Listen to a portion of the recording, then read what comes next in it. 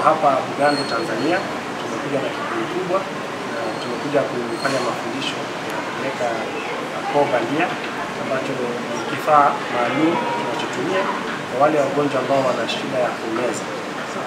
Mara nyingi shida hii kutokana kwa sababu ya saratani ya njia ya chakula, na wagonjwa ambao huwa wana shida ya aina hii huwa wanakuja wakati wana matatizo ya kumeza.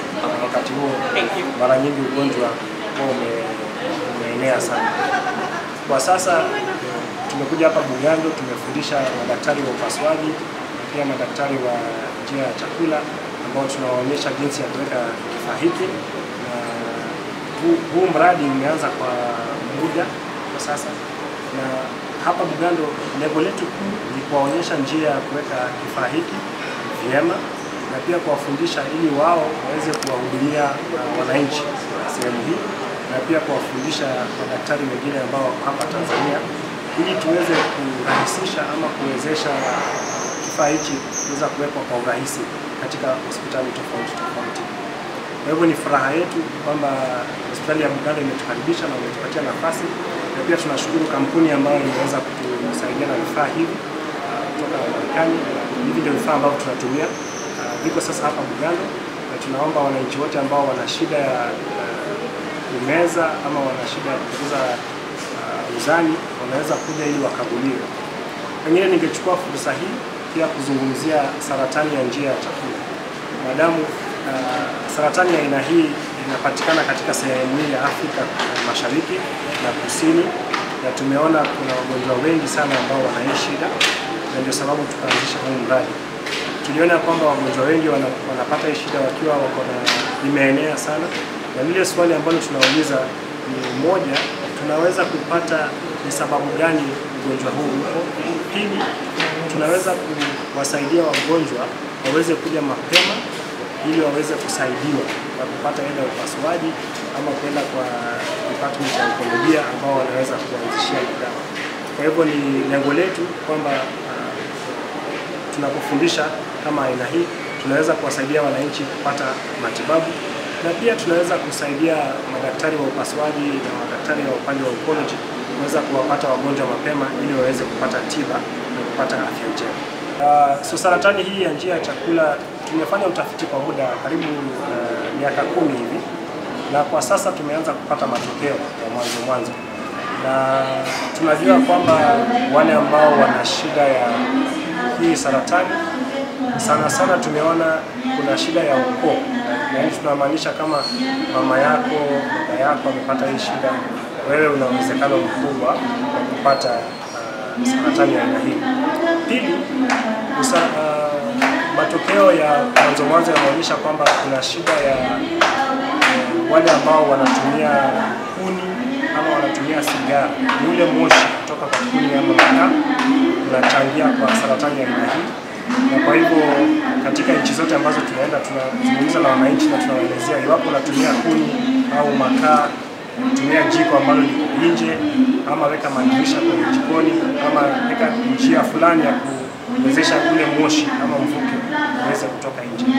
Tatu, tumeona kwamba kuna shida ya wale wanatumia pombe aina inaweza kuwa pombe ile inauza kwenye duka ama pombe ya kienyeji inayotengenezwa nyumbani. Hii pia inachangia sana kupata saratani ya aina hii. Alafu swali lingine ambalo tumeweza kujiuliza ni wale ambao wanaweka mifugo, because tumeona katika sehemu tofauti za Afrika wale wanatumia mifugo, ng'ombe, mbuzi, kondoo, kuna dawa fulani ambazo wanatumia wakati hao mifugo wanaleta wadudu ama magonjwa mengine, na tunajiuliza kama zile dawa ambazo zinatumika zinaweza kuchangia katika kuenea kwa saratani hii ama kuwepo kwa saratani hii. Alafu swali la mwisho ambalo tunajiuliza ni ile tunaita kwa Kiingereza genetics ama genomics.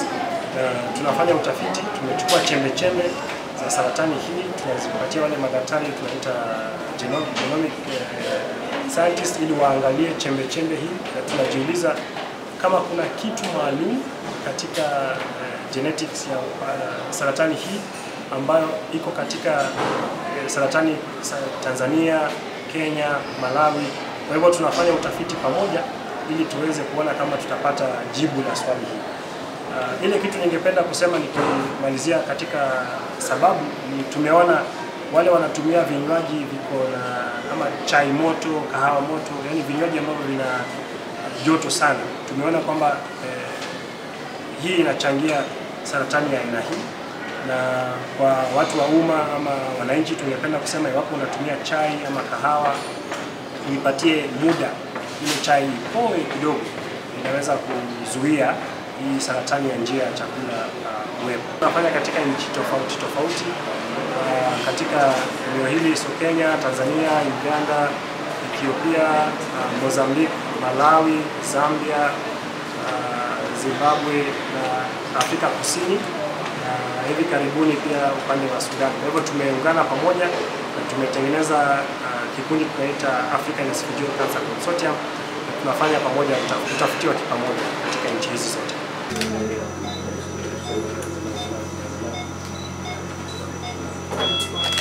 Leo katika hospitali yetu ya Bugando tumezindua kambi kwa ajili ya matibabu ya saratani ya koo la chakula, ambapo tunaweka koo la bandia kwa ajili ya wagonjwa. Saratani ya koo la chakula ni moja kati ya saratani ambazo zinaonekana sana hapa katika kanda ya Ziwa, na katika hospitali yetu kwa wastani kila wiki tunaona wagonjwa wasiopungua 6 ambao wanakuwa na saratani ya koo la chakula, na wengi wao wanakuja wakiwa na changamoto ya kushindwa kumeza au kunywa vinywaji mbalimbali. Kwa leo tumekambi ya mafunzo ambapo tumekuwa na wenzetu wametoka nchi mbalimbali ambao wako hapa kujumuika nasi kutujengea uwezo, lakini pia kutoa huduma. Kipindi hiki tutakuwa na utoaji wa huduma ama matibabu bure kwa wagonjwa wetu ambao wana saratani ya koo la chakula.